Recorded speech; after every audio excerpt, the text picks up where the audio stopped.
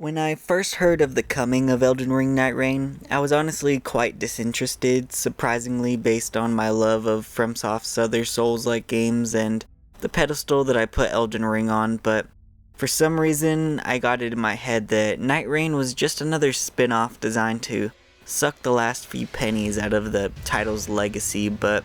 I'm truly happy to say that this game is not that. What Nightreign brings to the table is a great new way to experience the Souls-like genre by combining it with roguelike elements. Elden Ring Nightreign takes place in a different plane entirely from the original game, but some fans do speculate that there are connections suggesting that the game takes place in the Elden Ring Multiverse's version of Limbo, and I think that's a neat theory, so that'll be my headcanon from now on, but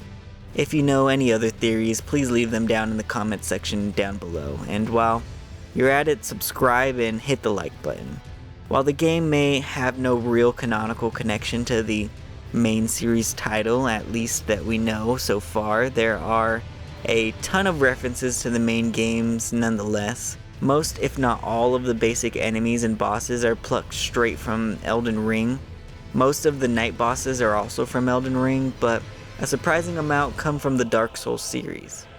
Nightreign's premise is pretty much turning the boss run into a PvE roguelike experience, having players defeat bosses at varying strengths at marked locations around the ever-changing map to earn runes to level up and weapons to acquire passive skills and better effects. Most, if not all, of the locations in the game are randomized each time you go through, occasionally adding the effects of the shifting earth to the landscape, further changing the trajectory of each individual run. Throughout the day, a Fortnite-like storm called the Nightreign will corral you into a certain corner of the map, limiting the amount of locations and bosses you have available to you as you go. It's important to be cautious of the Nightreign, but not straight up scared of it, because there could be some value in staying in it to finish up a boss if you think you have time to get out, or even running in to get some runes you lost while running away if it makes sense to do. Wherever you end up at the end of the night, a boss will spawn after a short wave of weaker enemies. The boss you get is pretty random and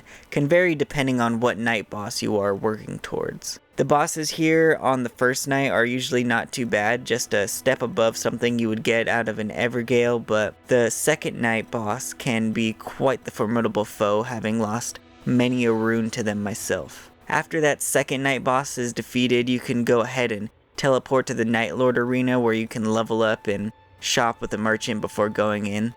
There are 8 new legendary bosses in Elden Ring that can have their own quirks that make them rather difficult to fight. Each of these bosses feel to be on a grand scale, like the Elden Beast himself, at times constantly spamming abilities and launching themselves across the map in a matter of seconds. This game puts its players to the test and truly makes them learn how to get good at its core mechanics before letting you progress further through the story, because if you can't grasp the core mechanics of building a repertoire of weapon passives and earning enough levels between the 2 days that you have to farm for them, you won't even get past the first boss, even if you want to play online and have someone carry you. The scaling makes it pointless, so that you have to learn, and you need to learn quickly. Now, on the subject of learning this game, I want to talk about the online aspects, because Elden Ring Nightreign is at its core a multiplayer game. Though solos exist and you can tell the devs really think the best way to play is with others, I genuinely agree with that. There are a few options you have to learn how to be better at Nightreign, including watching YouTube videos, though this one specifically isn't designed to help you be better at the game. I will be making a video soon with a play-by-play on how do I conduct my runs. The best way to learn, though, truly is through experience and paying attention to what other players are doing and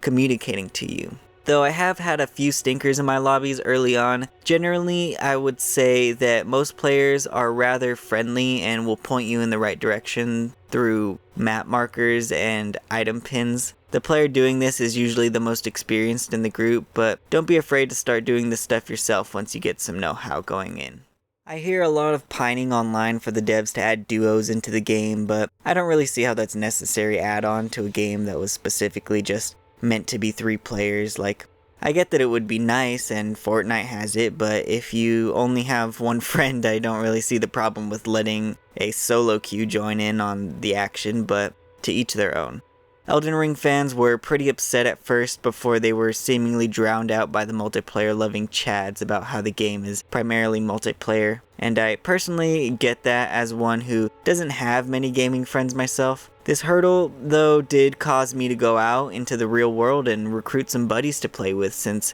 playing in party chat seemed like fun, and lo and behold, after creating a distress beacon on Instagram, I secured an old coworker and his roommate to drop into Limgrave with me, which was something that I don't think any game has ever really made me do. In-game, for the most part, the randos that you get stuck with are usually pretty understanding of new players, though every once in a while you will get a guy who runs off on his own to have a solo adventure even though he clicked a multiplayer, or someone who just decides to leave the game because they don't want to be patient with inexperienced players, but I only had issues with these types very early on and have since had great experiences with many a John Sekiro. Online, however, as I've observed on Instagram in the comments section of Nightreign memes and posts, that the community kinda has its panties in a bunch, and that makes me sad. I hate seeing people claim that they would just leave games because not skipping cutscenes is a sign of new or inexperienced players, so they're not worth playing with, or even people just straight up being nasty over people posting simple videos of them executing character skills and showing them off because they want to act like auto-dodging on Duchess is not that impressive, and you're bad at the game for thinking that it is, just not making sense at all for the sole purpose of swinging your Elden dick around. I like this game and I don't normally take to multiplayer experiences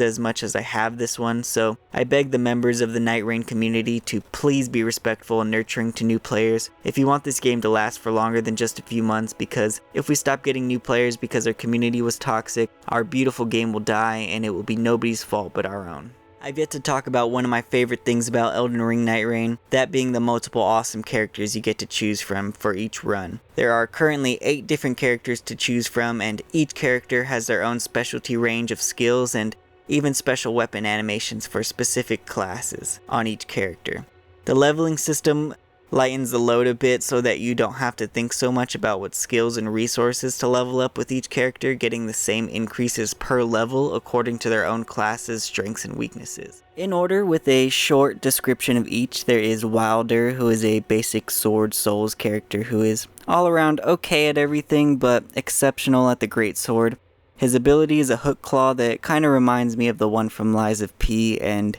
his ultimate is a sick-ass bomb he launches from a wrist cannon that was very Berserk-like. The Guardian is the biggest bird in the coop, being the resident shield tank who does exceptional guard counters and is great with halberds. His ability is a whirlwind that creates a cyclone, knocking up frail enemies and just damaging bigger ones, lightly stunning them, and his ultimate art is Wings of Salvation, which has him shooting up into the air and slamming himself back down, stunning enemies and gaining max aura. At first I wasn't the biggest fan of this big angry bird, but after learning the Steel Guard, which has you, I believe, pressing the block button and circle to create a firmer guard, deflecting tons more damage than usual, I beat the Dark Drift Knight with him, and he's one of my faves. Iron Eye is a straight up archer that you probably want to keep that way, as his health leaves him with potential to get him 1 or 2 shot by almost any boss attack. He has one of the best skills in the game, which has him iframing across the map, marking foes, causing them to take more damage from all sources, and can potentially be popped with enough damage causing the enemy to be staggered. His ultimate art is also rather cool, as it can stagger most bosses out of their attack animations, revive allies, and does AoE damage to adds, making Iron Eye one of the best bosses to do solo runs with. Duchess honestly is one of the least impressive Nightfarers. She has a lot of range, but it's kind of too much range, as she's a knife-wielding dex character that is also good at magic, but would be mostly better off just using knives and pure dex, but very specifically knives that scale off of intelligence. Though I don't think she's as impressive as the others, she does have one of the best skills, being Restage, which causes the enemy to retake the last few seconds of damage it took, which used properly can be extremely deadly, especially to the final boss. Her ultimate art, though, is quite underwhelming, with it being finale that pretty much just makes your whole team invisible, which can buy you some time in a fight, but mostly can just be used to get to someone that's down and heal them without being chased by the boss. The Raider is pretty cool, being the resident colossal weapon berserker who's all in on strength and taking hits strategically. Raider's ability is Retaliate, which gets charged up through taking damage head on and launching it back at your foes, and what I like to imagine is a sick-ass liver punch that, at max charge, is pretty much guaranteed to stagger the enemy boss. His ultimate is Totem Stella, where he drives a wedge in the earth and summons a huge platform that does AoE damage as well as provides a vantage point for raged teammates, not to mention giving all-around an attack buff, making him quite the all-rounder, being a tank high-damage support. Revenant is my self-proclaimed main. I've used her the most, and her skill set is my favorite to work around, as she has no preferred weapon, but she does get one of the coolest unique weapons in this little finger claw dealio she's got going on here. Her passive is Necromancy, which raises the last enemy or two that you kill to come up and fight for you for a second, and her skill has her summoning one of 3 ghosts to fight alongside you and your teammates, assisting them when they're down and soaking up damage from the boss. Her ultimate is a bit underwhelming, but has gotten me out of some real pickles, as Immortal March makes you and your allies invincible for a bit and also revives any downed allies nearby, no matter their gauge. And not only that, it also has her summon that's out at the time of the ability trigger do a little ultimate attack of their own, which is pretty neat. The Recluse is a full spellcaster, being able to run both spells and sigils for maximum potency every time an enemy is damaged with either magic, fire, lightning, or holy. You can extract that affinity from the targeted enemy, restoring your FP, adding a charge to your magic cocktail. The magic cocktail creates an effect based on the combo of affinities that you have absorbed, which is really fun to play around with, especially if your teammates work to constantly apply one or more of these constantly during your run. Soulblood Song, which increases the damage enemies take, makes you invincible while casting it and can revive allies, making Recluse a good all-arounder. Her ultimate ability, Soulblood Song, can increase the damage enemies take, make you invincible while casting it, and revive nearby allies. Last but not least, the Executor, who is the resident Sekido, pretty much is just a full dexterity samurai, great with katanas, and his skill Cursed Sword lets him parry things like the legend himself, as well as having the potential to heal you if used correctly. I kinda wish the skill was just an attack and not like another mode and they just let the player Sekido deflect with any katana. I think it would really make his character feel a lot more powerful than he does right now, as his ultimate art aspects of the Crucible is cool, having him change into a big ass monster for like 30 seconds. I just don't think either do enough to really define his character much, like Duchess, but what makes him better is his passive that has him receiving an attack boost whenever he recovers from a status ailment, making Ashes of War like Seppuku really useful for him. But I'm sure some weebs will let me know how to really play him right in the comments, so just look there for more advice on this tortured artist. Elden Ring Nightreign has taken over my life, and I haven't felt like that in a while.